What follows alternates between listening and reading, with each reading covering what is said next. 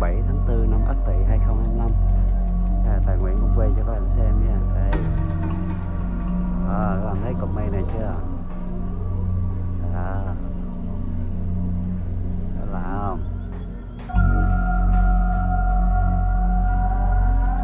Thì thông thường Tài Nguyễn thấy những cái đám mây lạ, Tài Nguyễn chỉ ghi hình lại, mang tính chất lưu lại làm kỷ niệm, không tuyên truyền về tính dị đoan.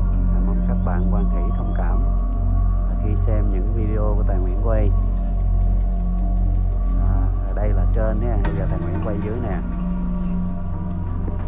Các bạn thấy chưa? Ở đây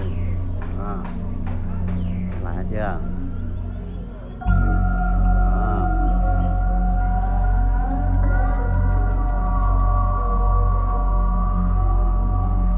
Quay trở lại nè.